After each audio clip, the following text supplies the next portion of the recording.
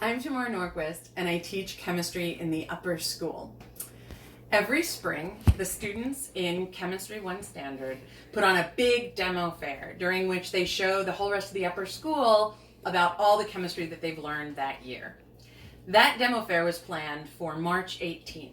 So they had done all the planning and all the preparation, and we were ready for a great fair, and then it didn't happen. So I thought that I would do one of the demos here in my kitchen as a tribute to all the hard work that they did and what a great demo fair it would have been.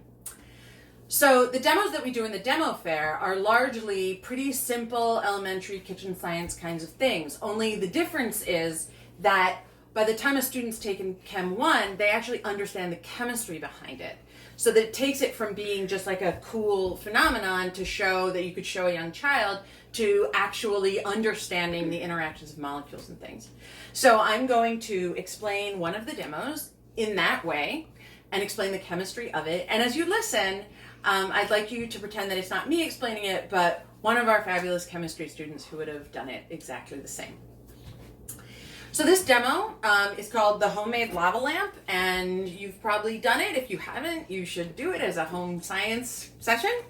And it starts out with oil and water, and as everybody knows, oil and water don't mix. And as every chemistry student knows, the reason that oil and water don't mix is because water is polar and oil is nonpolar, and polar and nonpolar things do not mix, do not interact.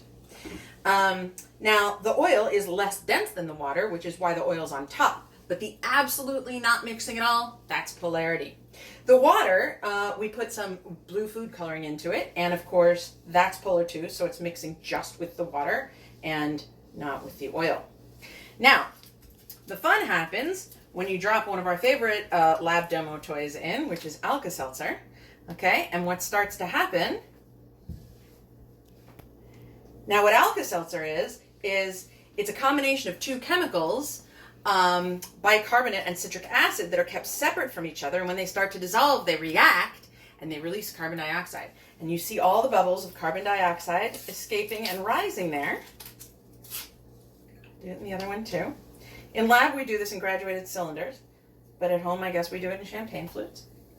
And what happens here is that the carbon dioxide attaches onto a bit of the water and creates this kind of bubbly, watery thing that then has a lower density because of all the attached bubbles on it. And with that low density, the water now becomes less dense than the oil, rises to the top, and then the carbon dioxide bubbles pop, and the water goes back to its normal density, and it falls. And so you see these things going up and down and up and down.